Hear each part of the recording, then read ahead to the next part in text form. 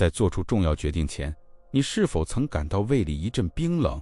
当犯错的风险迫在眉睫时，那种冰冷的麻痹感是否传遍全身？你是否熟悉脑海里的那个声音，那个无情的批评者，不断重复着你几周、几个月，甚至几年前犯下的一个错误，把一个简单的失误变成了你所谓无能的最终证据？在一个要求完美的世界里，你感到脆弱，仿佛你的身份是玻璃做的，稍有冲击便会粉碎。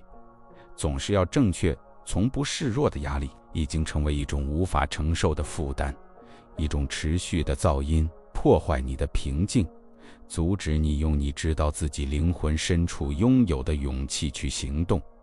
这种脆弱感并非你的缺陷，它是一个集体误解的结果，一个我们所有人都掉入的文化陷阱。我们沉浸在一个成功的数字剧场里，每个个人资料只展示胜利、成就和完美排练的微笑。在这种情景下，你的每一次失败都像一场巨大的灾难，是你存在履历上一个不可磨灭的污点。社会从小就教导你，失败是终点，是公开的羞辱，是一个永远定义你的判决。因为相信了这一点，你在玩一个不可能的游戏，一个唯一的策略似乎就是不冒险，躲藏起来，并祈祷没有人注意到你的不完美，过着一种比你注定要过的生活更渺小的生活。但如果这是他们告诉你的最大谎言呢？如果失败不是一个判决，而是一个工具呢？如果你感受到的痛苦不是退缩的信号，而是一个邀请，让你以前所未有的方式变得更强大呢？你即将发现的不是一套空洞的励志短语，而是一种思想的战斗技术，一个由古代最伟大的思想家们锻造出的心智策略武器库，用以将世界所谓的失败转变为你最强大的力量源泉。我们将揭开斯多葛学派的4任，这4种从根本上铲除对失败恐惧的必要实践。如果你准备好停止恐惧并开始构建，请订阅频道，点赞以加强我们的信息，并评论你从哪个城市或国家开始这段旅程。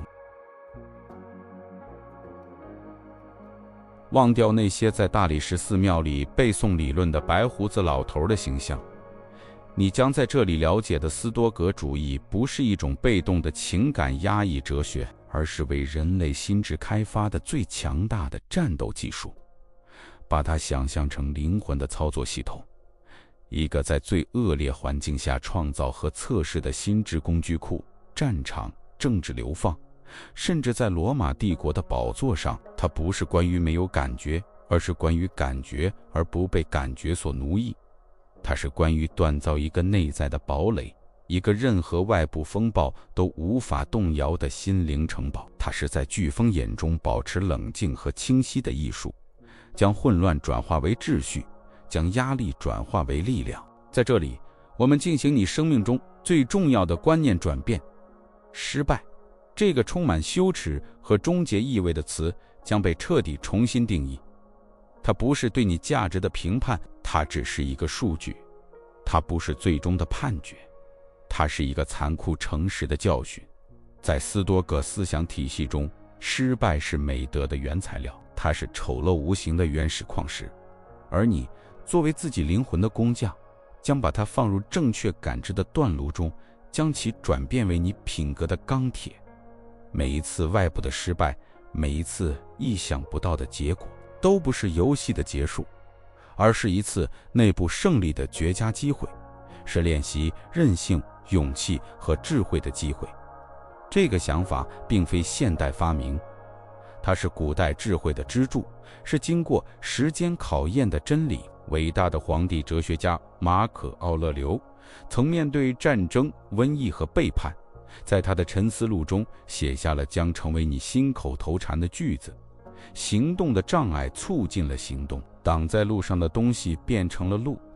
他明白困难的出现不是为了阻止我们，而是为了教导我们，它们正是我们应该用来前进的材料。艾比克泰德，一位曾是奴隶后成为最具影响力的斯多葛导师之一的人，教导我们困扰我们的不是事件本身，而是我们对他们的判断。你痛苦的根源不在于错误，而在于你对自己讲述的关于这个错误的故事。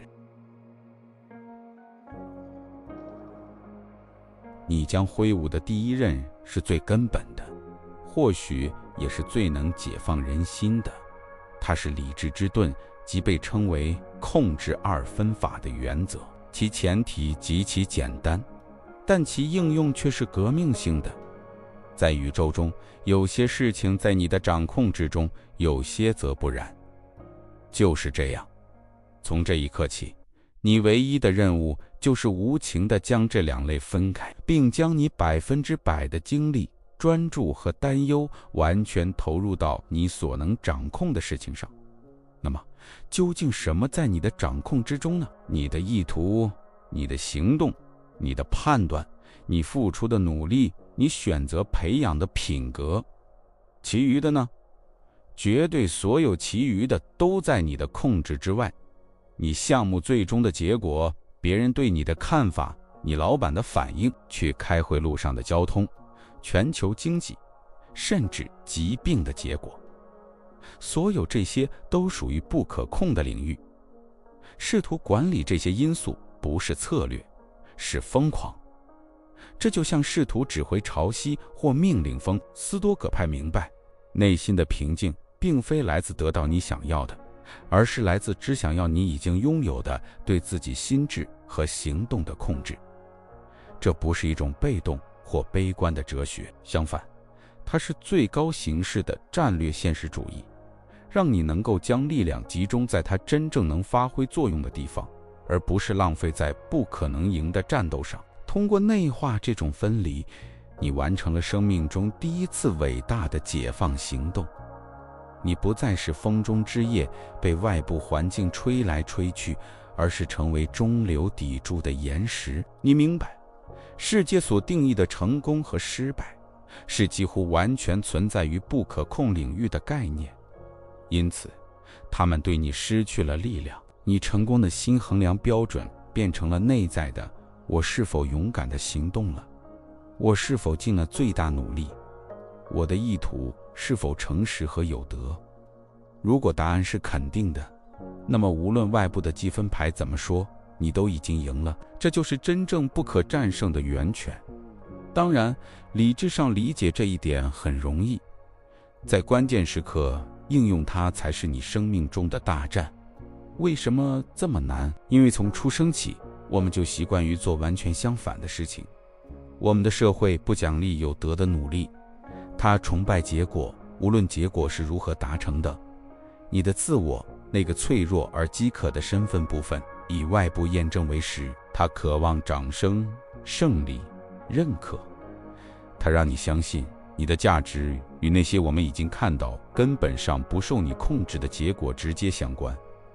这就是造成现代生活特有的慢性焦虑的陷阱。你的心智默认情况下会试图将你拖回到对不可控事物的担忧中，它会低于关于别人会怎么想的恐惧，会创造关于可能的负面结果的灾难性场景，会用对过去的悔恨来折磨你。这是自然的倾向，是阻力最小的路径。与之抗争需要持续的警惕，每日的训练。这就像一个守护自己心门的哨兵的工作，检查每一个试图进入的思想，并问：这在我的控制之下吗？如果不在，你就拒绝它进入；如果在，你就审视它，并用智慧和美德去行动。这场内在的斗争是斯多葛实践的精髓，这是有意识地重新训练你的大脑，建立新的神经通路，重视过程而非奖赏，重视意图而非结果。每当你选择专注于你的行动，而不是担心别人的反应时，你就在加强这块新的心智肌肉。每当你拒绝为一个无法改变的过去事件而悲伤时，你就在重申你的自由。这是一场不是用剑，而是用注意力进行的战斗。战场就是你每一天的每一秒。困难本身就是训练正在起作用的信号。为了让这一点更具体，想象你是一名准备参加重要比赛的弓箭手，什么在弓箭手的控制之下？他控制着自己弓和箭的选择，他控制着为完善姿态、呼吸和技术而投入的无数小时的训练，他控制着决定放弦的确切时刻，他的专注力，他的焦点，所有这些都是他的领域，是他为主宰的宇宙。在这里，他追求完美，追求他已经反复训练的过程的无懈可击的执行。他作为弓箭手的荣誉和价值完全在于这次执行。现在什么不在他的控制之下？在箭离开弓弦的那一刻，他就进入了不可控的领域。一阵突如其来的风可能会使他偏离，靶子可能有一个不易察觉的缺陷，一个对手可能纯粹因为偶然在那天表现得更好。如果弓箭手将他的内心平静和价值感与箭是否射中靶心联系在一起，他将生活在一种永久的焦虑和挫败状态中。他会变得脆弱，依赖于超出他掌控范围的因素。他变成了玻璃人。然而，斯多格弓箭手则以不同的方式运作。他以卓越的方式执行他的行动，然后以平静的心态接受结果，无论结果如何。他的满足感并非来自射中靶心，而是来自做了他力所能及的一切来射中靶心。他的胜利在箭射出之前就已经发生了，结果仅仅是一个信息，一个他可以用来调整下一次射击的数据，但绝不是对他价值的评判。这就是控制二分法之盾在行动，它保护你免受运气、偶然和他人意见的影响。你需要在你生活的所有领域成为这名弓箭手，在你的工作中专注于你交付的质量，而不是晋升；在你的关系中专注于成为一个充满爱意和在场的伴侣，而不是控制对方的感受；在你的健康中专注于你日常的饮食和锻炼习惯，而不是保证你永远不会生病。这个心智之盾不仅保护你免受失望的痛苦，而且还释放了以前浪费在无用担忧上的巨大能量。现在这些能量可以重新投入到你的行动中，使它们变得更加有效。通过持续应用这一原则，失败的本质本身就发生了变化。对于一件从一开始就不在你能控制范围内的事情，你怎么可能失败呢？一个不利的外部结果不再是个人失败，而仅仅是一个事件，一个中性的事实。在斯多葛的观点中，真正失败的唯一方式是在依赖于你的事情上失败，未能勇敢的行动，未能诚实，未能尽你最大的努力。而这是一个永远在你触手可及范围内的胜利，在每一刻每一个决定中，你从中获得的力量是巨大的。你培养出一种不傲慢但沉默而不可动摇的自信，因为它不依赖于任何在你之外的人或事。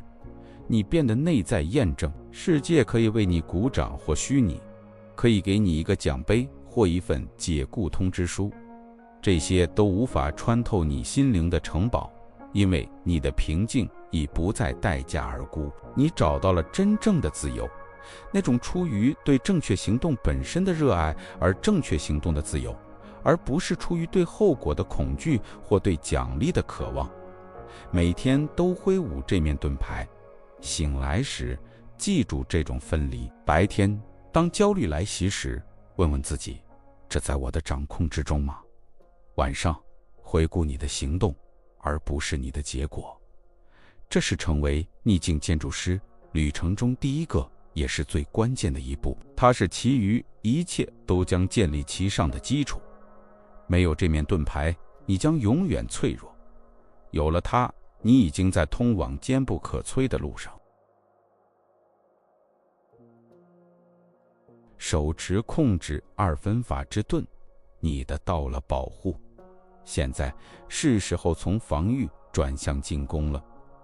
第二人不是盾牌，而是一座断炉。它是变革性感知的艺术，斯多葛学派教导我们一个深刻的真理：伤害我们的不是事件，而是我们对这些事件的解释，我们的判断。一个项目的失败本质上并非坏事，是你的心智给它贴上了这个标签。别人的批评本质上并非羞辱，是你的感知使它如此。力量不在于改变你看待他们的镜头。为了将此付诸实践，斯多葛派使用一种强大的工具，称为保留条款。在开始任何任务之前，他们会在心里加上一句话：如果没有什么能阻止的话，我将完成这笔交易；如果没有什么能阻止的话，我将进行这次旅行；如果没有什么能阻止的话。这不是悲观主义，相反，这是一种务实的乐观主义。它让心智为障碍和失败的可能性做好准备，而不屈服于恐惧。这种做法消除了失望的冲击和刺痛，因为你已经考虑过事情可能不会按计划进行。失败不再是一个灾难性的意外，而是你计划中可能的结果之一。这种语言上的微妙变化彻底重塑了你与现实的关系。你从一个僵化的期望，这必须成功，转变为一个灵活的意图。我会尽我所能让它成功，但我已准备好接受任何结果。你变得像水一样绕过障碍，而不是其道，而不是像石头一样一击即碎。保留条款是你反脆弱性的训练，它是事先接受宇宙不按你的剧本走。而真正的智慧在于使你的剧本适应现实，而不是反过来。然而，我们的默认编程是全力抵抗这一点。我们的心智是一台讲故事的机器，它热爱好的戏剧。当事情出错时，自动和本能的反应是创造一个受害者和灾难的叙述。这是一场灾难，我的生活毁了，我永远无法从中恢复。这些不是对现实的客观评估，它们是情绪化的、夸大的，而且大多数时候是虚假的判断。我们对这些反应上瘾，因为以一种扭曲的方式，它们给予我们一种重要感，并验证我们的痛苦。对抗这种冲动需要强悍的心智纪律，它要求你在事件发生的那一刻停下来。在你的自动反应占据主导之前，问自己：这里真正发生了什么？剥离了我的故事和我的判断。发生的不是一次羞辱的失败，而是客户选择了竞争对手的方案。发生的不是一场灾难，而是我做的投资贬值了。将事件从其情感负荷中剥离出来，是看到他们真实面貌的第一步。中性的事实随时可以被利用。克服这种内在冲突，就像训练一只野生动物。你的情感心智就是那只动物，强大而反应迅速。你的理性心智，你的斯多葛自我，就是那个训练师。一开始，动物会抵抗，会挣扎着维持其恐慌和绝望的旧习惯。但通过持续的练习，通过每天重复质疑自己的判断，你开始驯服它。你教会你的心智有一种回应世界的新方式，一种用创造力取代反应性，用机会取代痛苦的方式。这是一项艰苦的工作，但正是这项工作将你从自己情绪的囚笼中解放出来。这就是我们引入这次旅程核心比喻的地方——断炉。如果一个障碍或失败出现在你的道路上，未经训练的心智会把它看作一堵混凝土墙，是路的尽头。然而，经过训练的心智看到的是完全不同的东西。他看到的是刚刚被送到你断炉的原始矿石。事件本身即失败，是金属。情况的热度、压力、困难是断炉的火焰。而你的感知、你的判断，是你挥舞的强力锤子。选择权在你，你可以抱怨热度并被它吞噬，或者你可以拿起锤子开始工作。想想一个破产的企业，对于玻璃人来说，这是终结。他被火打败了。对于逆境的工匠来说，破产之火是烧掉他对市场的幻想，考验他真正有意锻造新一层谦逊和韧性的完美工具。用感知的锤子，他将这粗糙的经历塑造成宝贵的教训。它不是破碎的从灰烬中走出，而是淬火而成，就像一块钢刃，每加热和敲打一次就变得更强。对别人来说是失败的，对他来说是一个进化的过程。这就是马可·奥勒留那句名言的精髓：挡在路上的东西变成了路。问题不是需要避免的东西，它正是你用来构建解决方案的材料。你需要进行的一次艰难对话，不是你和平的障碍，它是通往清晰和正直的道路。一次让你无法训练的伤病，不是你身体进步的障碍，它是学习耐心、恢复和生活中其他领域重要性的道路。你的心智变成了一台炼金机器，将任何类型的毒药转化为有效的良药。掌握了这把刃，你就不再是环境的受害者，而成为他们的主人。你不再问为什么这会儿发生在我身上，而是开始问我如何利用这个。这个简单问题的改变，是被动痛苦生活和主动成长生活之间的区别。你开始明白，宇宙并非在密谋反对你，实际上它在不断地为你提供让你成为最强版本的自己所需要的确切材料。挑战是为你量身定做的成长机会，实际的结果是在混乱面前表现出非凡的冷静。当别人在事情出错时恐慌和绝望时，你感到一丝好奇，甚至可能是兴奋。你看到障碍出现在地平线上，感觉到的不是恐惧，而是工匠面对新大理石块时的准备就绪。你知道你有工具、控制之盾和感知之锤，将那块粗糙的石头变成一件艺术品。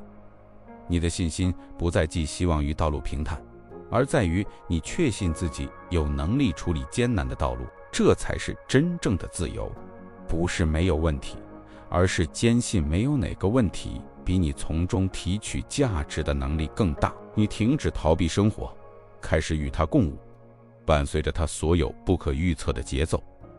你不仅在失败中幸存下来，你还把它用作燃料。曾经打碎你的，现在构建了你。你不再是玻璃人，你是铁匠，站在锻炉前，手持锤子，准备好塑造生活，投入你火焰中的任何东西。现在你受到了保护，并且知道如何转化障碍。我们来到了最锋利的刃，斯多葛哲学最高级和最具挑战性的实践。如果说感知是锻炉，那么这第三刃就是炼金术本身。它被称为爱命运，一个源自拉丁语的表达，意思是对命运的爱。这不仅仅是接受或容忍发生在你身上的事，包括你最痛苦的失败。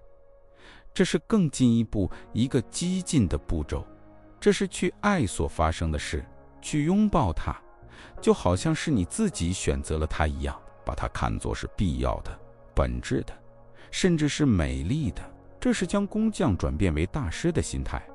他理解你生活中的每一个事件，特别是挫折和失败，都是你独特存在织锦中不可或缺的一条线。试图移除其中一条线，希望那个错误没有发生，那个损失不是真的，不会改善画面，它会完全拆散它。爱命运是自觉地对一切说是的决定，是回顾你的过去和现在并宣布，就是这个，我想要这个。它的每一部分对于将我塑造成今天的我，以及我正在成为的人，都是必要的。对于未经训练的心智来说，这是一个近乎疯狂的想法。一个人怎么能爱上背叛的痛苦？怎么能拥抱失去工作或诊断出严重疾病？这与我们追求快乐和避免痛苦的所有本能相悖。普通的心智与现实处于一种永久的战争状态，他不断地希望事情会有所不同。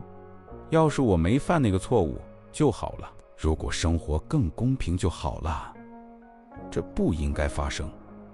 而现实本身与你希望它成为的样子之间的差距，正是痛苦的确切定义。因此，爱命运邀请我们克服的内在冲突，是所有冲突中最深刻的，我们对生命本身的抗拒。这是我们认为自己比命运更懂得傲慢，认为我们的小个人剧本优于我们所属的宇宙大戏剧。实践爱命运是一种深刻的谦卑行为，它是放弃我们控制不可控事物的需要，不是以一种被动和失败的方式，而是以一种主动和充满爱意的方式。它是相信，即使我们不理解，万物中也有一种秩序和目的，而我们的角色就是尽可能好地扮演我们的角色，用给我们的剧本。与这种拒绝现实的倾向做斗争是医生的工作，他需要对你的意志进行根本性的重新定位。你不再试图让世界屈从于你的意志，而是让你的意志与世界保持一致。你停止逆流而上，学会利用它的力量来航行。正如一位伟大的思想家所说，痛苦并非来自痛苦本身，而是来自我们对它的抗拒。爱命运是放下这种抗拒的实践，是让生命流经你，以其所有的荣耀和悲剧，并爱它的每一滴。这里的比喻超越了锻炉，进入了炼金术的领域。炼金术不仅是字面意义上将铅变成金，它是灵魂转变的比喻。铅是生活中沉重、黑暗和不受欢迎的环境，失败、损失、痛苦。普通的心智承载着这铅，每一步都感到它的重量。灵魂的炼金术士，爱命运的实践者，不试图摆脱铅，他把它放在他内在的实验室里，通过爱与接受的火焰，将其转化为智慧、力量和不可动摇的和平的金。把你的生活想象成一部已经写好的伟大小说，你不能撕掉你不喜欢的页面。关于你最大错误和最深痛苦的章节，是通往你胜利和智慧高潮的故事中不可或缺的一部分。爱你的命运，就是怀着感激而不是悔恨去阅读那些艰难的章节，明白正是他们最塑造了你的性格，使你的旅程变得英雄般。没有黑暗，光明就没有意义；没有失败，胜利将是空洞的。这种观点改变了一切。一次失败不再是一个孤立的负面的事件，而成为你成长叙事中的一个关键部分。那次在工作中的灾难性演讲不仅仅是一个错误，它是迫使你发展沟通技巧的催化剂，而这些技巧后来打开了不可思议的大门。一段让你心碎的关系结束，不仅仅是一次损失，它是必要的教训，教会了你自己的价值观，并为你未来更成熟、更真实的爱做好了准备。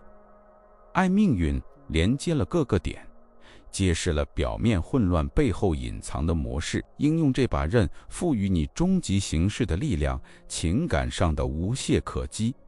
如果你热爱发生的一切，什么能伤害你？如果每一个事件，无论看起来多么负面，都被视为命运必要的礼物，坏运气又怎能影响你？你从对生活高低起伏做出反应的情感跷跷板上解脱出来，因为你拥抱山谷和山峰，将它们视为同一壮丽景观中不可或缺的部分。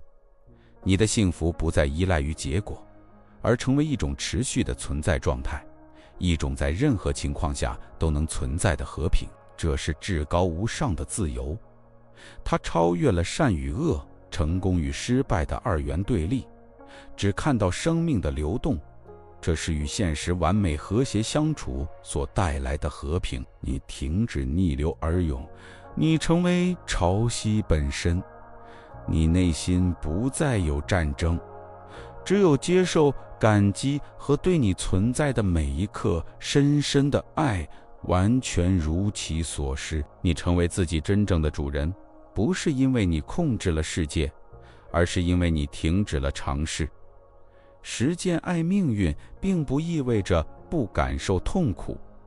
痛苦是一种身体和情感的感觉，然而，苦难是我们讲述的关于痛苦的故事。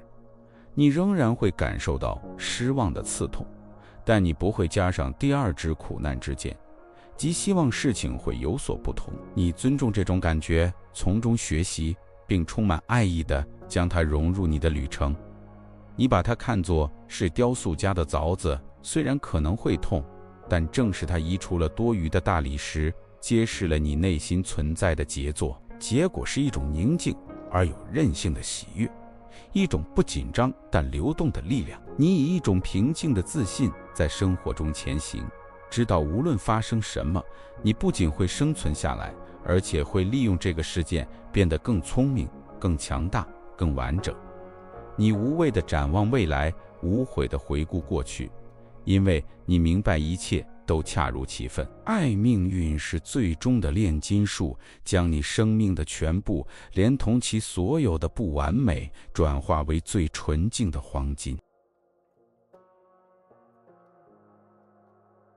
你已经用盾牌保护了自己，学会了用断炉转化，用炼金术去爱。现在，我们来到第4把，也是最后一刃。它赋予所有其他任意生命。斯多葛主义从来不是一种被动顺从或在扶手椅上沉思的哲学，它是一种为生活竞技场而生的哲学。因此，最后一任是失败后的行动。在意识到什么在你的控制之中，调整了你的感知，并接受了事件之后，最关键的一步来了，有德的立即的行动。运动治愈了沉思。失败不是终点，它是一个交通信号，它是来自宇宙的反馈，一组数据告诉你关于你的策略、你的知识或你的方法。你的任务不是瘫痪地盯着信号，而是解读它并调整你的路线。失败后的行动是客观的从错误中吸取教训，然后立即将其应用于下一步的实践。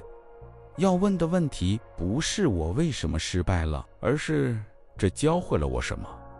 我现在要用这些信息做什么？然而，挫折后心智的自然倾向恰恰相反，它把我们拉入2个危险的沼泽之一：瘫痪或沉思。瘫痪是害怕再次尝试的恐惧，是相信如果我们失败了一次，就永远会失败。沉思是在脑海中重复错误的恶性循环，一个自我批评和悔恨的旋转木马，它哪里也去不了。两者都是有毒的。真正的失败不是最初的事件，是随之而来的不作为。斯多葛派知道，对付这些毒药的唯一解药是深思熟虑的行动。要打破这个循环，你需要采取工匠、建设者的心态。想象你是逆境的建筑师，你的生活是你正在建造的一座宏伟的堡垒。一次失败仅仅是一堵倒塌的墙。平庸的建筑师坐在废墟中哀叹倒塌，他责怪材料、天气、敌人，他待在那里被损失所瘫痪。而大师级的建筑师则起身拂去灰尘，开始分析墙为什么会倒塌。地基太弱了吗？材料质量差吗？建造技术错了吗？他不见废墟为失败的象征，他视之为可重复使用的建筑材料和宝贵信息。他拿起那些倒下的石头，凭借从失败中学到的新知识，开始重建墙壁。这一次，他挖了更深的地基，使用了更强的砂浆，并采用了更优越的技术。结果是一堵比原来更坚固、更安全的墙。倒塌不是一场灾难，它是一次加固防御的机会。失败为未来的成功提供了蓝图和材料，这就是你必须应用于一切的心态。如果你被解雇了，不要沉溺于羞耻之中，分析我缺少什么技能，我的态度在哪里可以更好，然后开始行动。报名参加课程，更新你的简历，联系你的人脉网络。行动。如果一段关系结束了，不要迷失在自怜中。反思，我的错误是什么？我一直在重复什么模式？然后开始提升自己。阅读，接受治疗，投资于你的爱好。运动，行动的行为，无论多么微小，都能打破沉思的魔咒，并开始建立新的动力。这个过程让你变得反脆弱。一个脆弱的系统在冲击下会破碎，一个稳健的系统能抵抗冲击。然而，一个反脆弱的系统在冲击下会变得更强。每一个错误，每一次打击，每一次你通过深思熟虑的行动处理的失败，不仅不再伤害你，还为你增加了一层新的力量、智慧和韧性。你不再害怕生活的打击，并开始将它们理解为你强化的机制本身。就像一个运动员明白训练中肌肉撕裂的痛苦是让他在比赛中更强大的原因。这种实践的结论是发展出一种不可阻挡的势头。当大多数人被他们过去的错误所定义和限制时，你开始被他们所推动。你的失败成为你的垫脚石，你用砖一块一块地建造你生命的建筑，用失败作为连接一切并使结构更坚固的砂浆。你成为一个永恒的学习者，将每一天视为一个实验室，将每一个结果视为一个实验。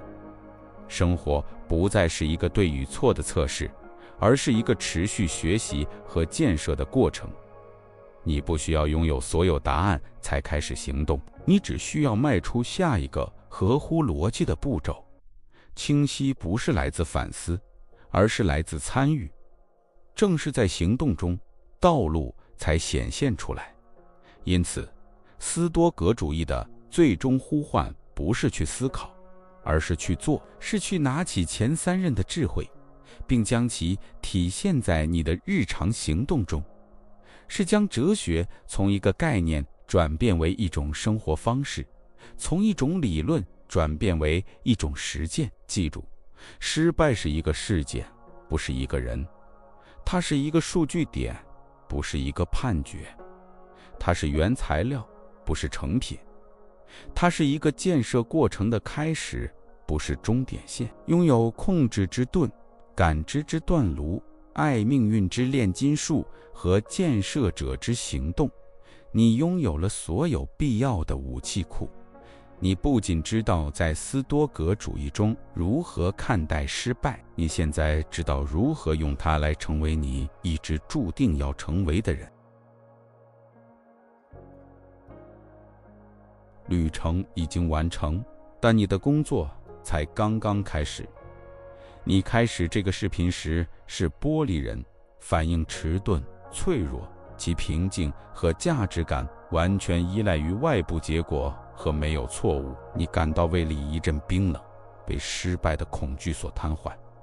现在，你已装备齐全，你拥有斯多葛的4刃：理智之盾、心智之断炉、灵魂之炼金术和行动之锤。你拥有工具、知识和地图，可以将自己转变为逆境的建筑师。一个反脆弱的存在不仅能在冲击中生存，而且利用它作为建筑材料，变得更强大、更聪明、更自由。哲学已经呈现，但活出它的决定是你的，而且必须在每一刻做出。因此，你的第一个斯多葛实践，你作为自己工匠的第一个行动，就在这一刻开始。这不是一个参与的请求，这是一个挑战。这是你将理论转化为行动的第一个机会。现在就去评论区写下那句已成为斯多葛信条的话：障碍就是道路。不要为我做，为你自己做。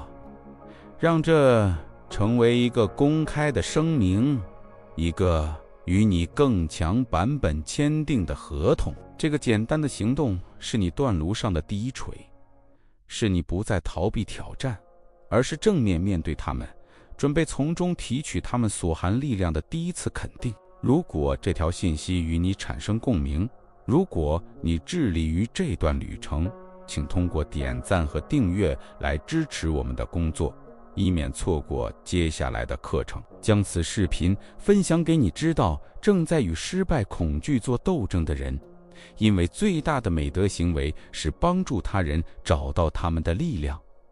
最后，在评论中做出你最后的权利声明，写下没有什么能阻止我来封印你的承诺。如果你坚持到最后，吸收了每一个字，并且真正准备好开始工作，请评论我是铁匠，这样我就知道谁是这个社区真正的工匠。我们在段炉见。